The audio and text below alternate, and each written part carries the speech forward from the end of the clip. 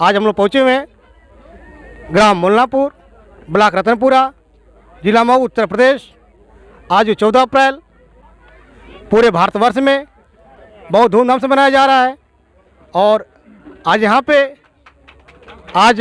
यहाँ के इस गांव के लोग बड़े हर्ष और उल्लास के साथ एकत्रित हुए हैं, क्योंकि इनके दिलों में, इनके हृदय में, के मनों में एक जुनून है। जो जुनून बाबा साहब के दिल में था, बाबा साहब के विचार में था, बाबा साहब के कलम में था, आज वही जुनून इस गांव में है, इस गांव के लोगों में है, बुजुर्गों में है, नौजवान साथियों में है। आइए यहाँ पर बात करते हैं आखिर वो जुनून किस प्रकार का जुनून है। क्योंकि आज अपने काम को छोड़कर, अपने उन सारे बातों को छोड़कर आज बाबा साहब के प्रतिमा के पास लोग आए हुए हैं। क्या बात है, इस विषय में आज जानना चाहेंगे यहाँ के एक सम्मानित व्यक्ति से। आपका नाम? एस.के. भारती। एस.के. भारती जी, आपका बहुत बहुत धन्यवाद। आज जो आपके मास न्यूज के साथ हैं, आप बताएं आज क्या जरूरत है इस समय को आज बाबा साहब के प्रतिमा के पास आकर एकत्रित होने की? सबसे पहले आपको के मास के कमरे को मैं धन्यवाद देता हूं कि ये मुझे हम लोगों को अवसर बहुत मिला है। ये अवसर बाबा साहब की वजह से मिला है कि मैं पहली बार चैनल पर बोल रहा हूं। बाबा साहब को जितना मैं अपने तहे दिल से धन्यवाद करूं उतना ही कम है। ये जो मेरा समाज है, हमें आज इकट्ठा होने का ये अवसर है कि बाबा साहब ने इस समाज को जगाते जगाते इस संविधान, हिंदुस्तान को एक संविधान दिए। उस संविधान के तहत चलते हुए हम लोग आज एकत्रित हैं। आज उसी के अवसर पर 14 अप्रैल को, आज 14 अप्रैल है, हम लोग सभी लोग इकट्ठे हुए हैं। उनकी जन्मदिन धूमधाम से मना रहे हैं और मनाएंगे और समाज को एकत्रित करेंगे। आपका बहुत धन्यवाद।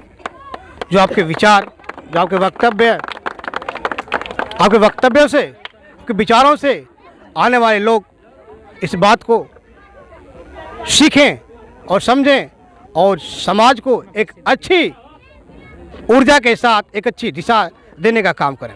और इसी कड़ी में यहाँ पे उपस्थित और एक भाई से मिलना चाहेंगे, उनका क्या विचार है।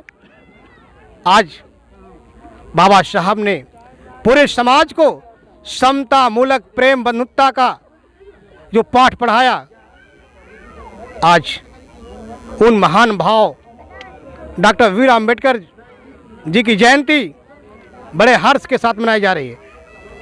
आपका नाम? मेरा नाम अंगद राजभर है।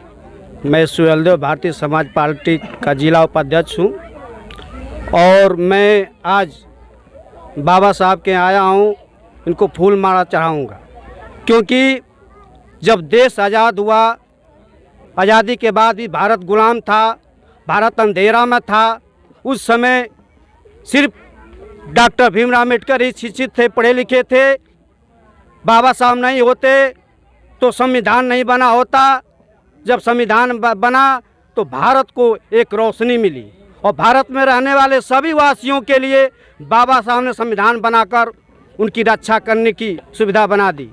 आप इस विषय में क्या कहना चाहते हैं? जो रोशनी बाबा साहब ने एक रोशनी बनने का काम किया, उस रोशनी को आज उस रोशनी देने वाले व्यक्ति को उनके कहीं न कहीं उनके पैर को, कहीं न कहीं उनके अंगुलियों को, कहीं उनके हाथों को क्षति पहुंचा रहे हैं। आज उसके विषय में आप क्या कहना चाहते हैं? मैं तो ये चाहता हूं कि बाबा साहब का मूर्ति हर एक गलियों में, हर एक चौराहे पे लगाई जाए और बाबा साहब की मूर्ति की रक्षा के लिए सरकार को एक चौकीदार रखी जाए, ताकि कोई क्षतिग्रस्त पहुंचाए तो उसके लिए कार्रवाई की जाए। इसका मतलब आपका कहना है कि मूर्ति के लिए चौकीदार बैठाया जाए। संविधान के लिए क्या किया जाए? संविधान के बाबा साहब के जो नियम कानून बनाए गए हैं उनकी रक्षा करना हम सभी भारतवासियों का कर्तव्य बनता है। आपका बहुत धन्यवाद। आप जो संविधान के विषय में और बाबा साहब के प्रतिमा के विषय में और बाबा साहब के विचारों के विषय में आपने जो बातें की, बहुत सराहनीय है। और इसी कड़ी में यहाँ पर उपस्थित आप पार्टी के वरिष्ठ अपना परिचय बताएं। जी, मेरा नाम पारस मिश्रा है और मैं सुहलदेव भारतीय समाज पार्टी का होल टाइमर हूँ। आज मैं पार्टी के कार्य से आया था आपके मोलनापुर में। तो आज 14 अप्रैल है, पूरे देश में बाबा साहब की जयंती मनाई जा रही है और समता, स्वतंत्रता, बंधुत्व, न्याय का संदेश देने वाले बाबा साहब अम्बेडकर जी के चरणों में श्रद्धा का पुष्प अर्पित करने के लिए मैं भी अपने मित्रों के साथ में, अपनी पार्टी कार्यकर्ताओं के साथ में मोलनापुर ग्राम सभा में जो बाबा साहब की मूर्ति है यहाँ मैं आया हुआ था। बाबा साहब के बारे में क्या बताएं। बाबा साहब ने जो अधिकार दिया है, ये जो वोट का अधिकार दिया, और आपने अभी कहा संविधान बचाने की बात, तो आपको बता दूं, चाहे कोई भी सरकार आए, चाहे कोई भी परिस्थिति हो, भारत देश में जो संविधान बाबा साहब अम्बेडकर का चल रहा है वो अनवरत चलता रहेगा। और संविधान, ये संविधान से ही पूरा भारत टिका हुआ है। संविधान के बाद, संविधान के अलावा अगर कोई भी एक कदम भी कुछ भी अगर सोचेगा तो उसी दिन पूरा देश ही ख़त्म हो जाएगा।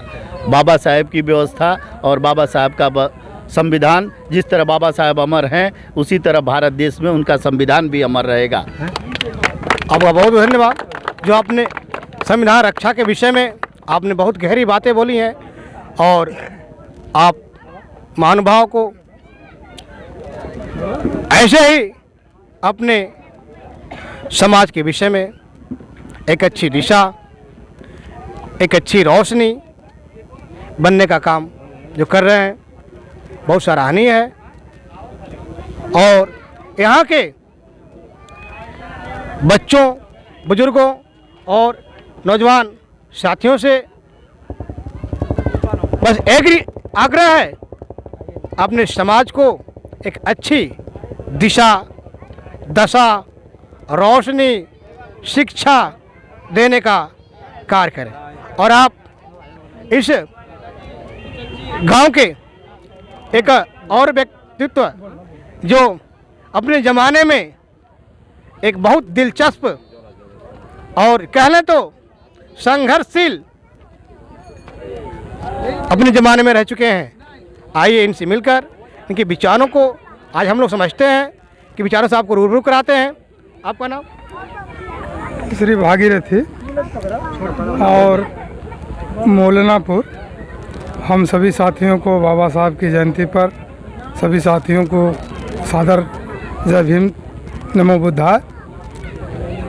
जो बाबा साहब ने हमको अधिकार, लोग कहा करते हैं कि बाबा साहब ने कहा कि शिक्षित बनो, संगठित हो और संघर्ष करो, लेकिन कहने की सिर्फ बात है मेरे भैया। आज तक हम शिक्षित तो हो ही नहीं पाए। हुए क्या? सिर्फ साक्षर।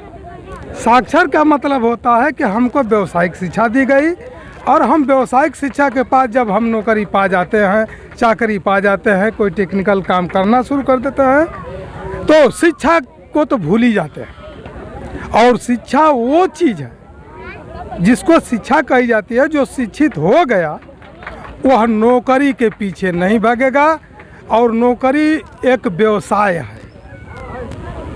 हम पढ़े लिखे, नौकरी नहीं मिली। आपका बहुत बहुत धन्यवाद हो जो आपने एक अच्छी बातें कही, क्योंकि जो व्यक्ति बाबा साहब के रहमो करम पे और उन आरक्षण के बल पे जो सर्विस को पा जाते हैं, वो अपने समाज को